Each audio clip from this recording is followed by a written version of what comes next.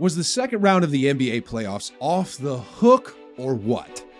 Jalen Brunson is now a household name in New York. The Suns received another devastating beatdown at home.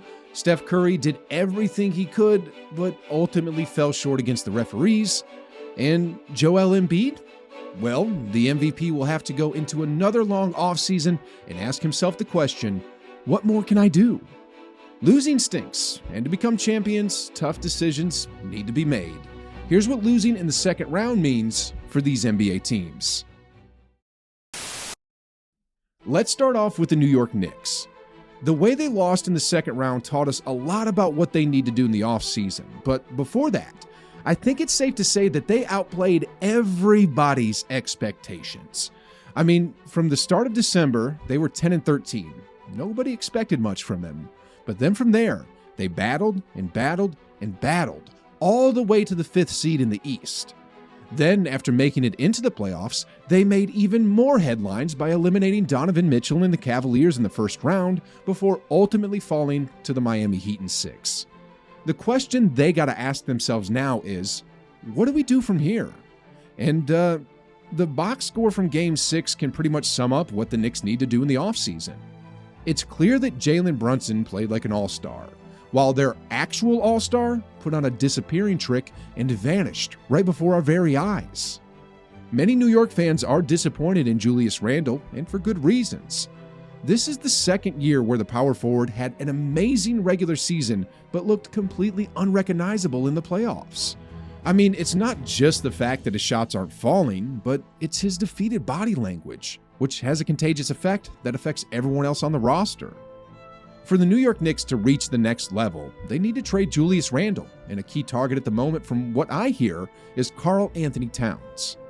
Derrick Rose and Evan Fournier are also two players who need to go. Collectively, they get paid over $30 million, and what did they do in the playoffs? Absolutely nothing. Next off, they need to immediately re-sign Josh Hart. Then, if they could just retool a bit around Brunson and add 2 more talented players who also have that dog inside them when the going gets tough, they'll definitely be an interesting team. But the only problem for me is, the more interesting they become, the more annoying Stephen A. Smith becomes as well. Next off, we have the Phoenix Suns. And I first just have to say, wow, guys. Kevin Durant really fell off a mountain after leaving Golden State. I mean, he could have entered the NBA's all-time great list if he just stayed and played with Steph Curry. But instead, he's now on a paddle boat in Cancun with another long off-season in front of him. Anyway, the humiliating way the Suns lost in the second means only one thing at the moment. Big changes are coming. As we all heard by now, head coach Monty Williams got fired, and for good reasons. He fell short in the 2021 NBA Finals. He got humiliated last year by Luka. Then this year, he got embarrassed again, but by the Joker this time. Still though, despite how the Suns season ended, the good news is they still got Booker and Durant, and because of that, in 2024, they'll still be in the championship conversation. On a side note, I find it absolutely ridiculous that neither of these two players were selected to any of the All-NBA teams. I mean, when Julius Randle gets selected over someone like Kevin Durant, something is wrong. But anyway, aside from those two, everyone else should be on the chopping block, including CP3 and DeAndre Ayton. Sadly, the point guard is now at the point where he's just too old and injury prone. Then when it comes to DeAndre Ayton, it's clear that he and Booker don't exactly see eye to eye. Luckily for the Suns, however, the 2018 number 1 pick has a high stock in the trade market, and they should be able to get good pieces for him.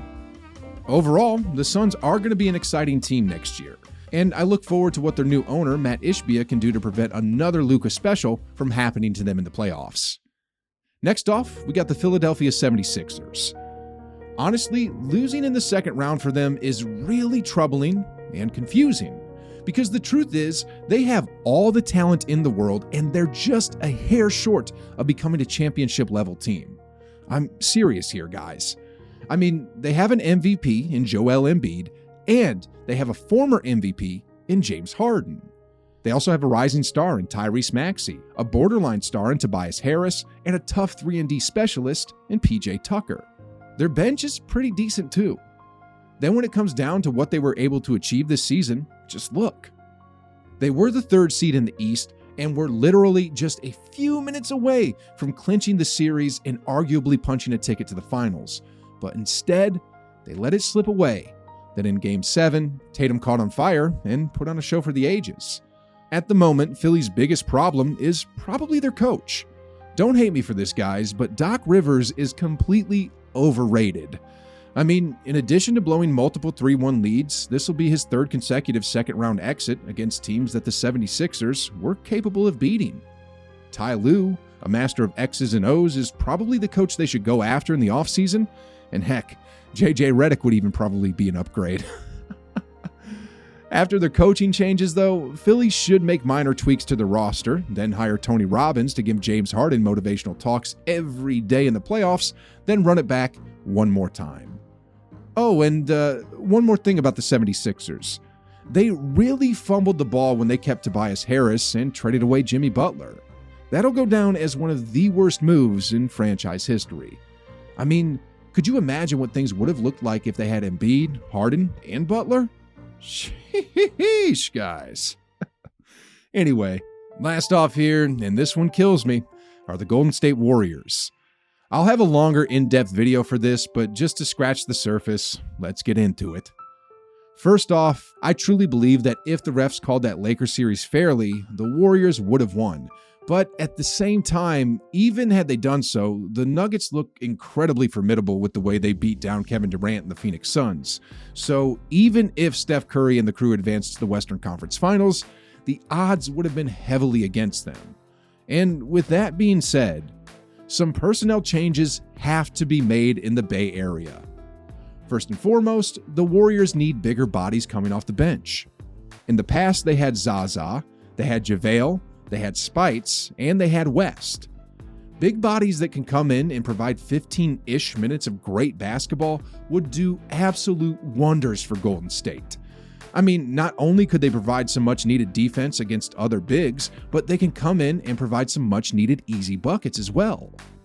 That's what Wiseman was supposed to provide, but unfortunately, his timeline just didn't fit. But anyway, after that, the Warriors really need to rethink their strategy. What I mean by that is, why would they develop Kuminga all year only to not play him at all during the playoffs? In the regular season, the dude averaged 10 points on shooting splits of 52.5% from the field and 37% from three. Why in the world did Kerr not play this dude in the postseason? His athleticism, his ability to defend, his ability to go downhill and attack. Sheesh, guys. And then, why would they not play Moody all year in the regular season, only to play him significantly in the playoffs?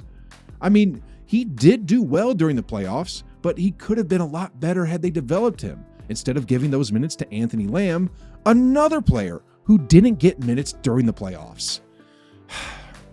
As great as Kerr is as a coach, these are such puzzling moves that I just don't understand.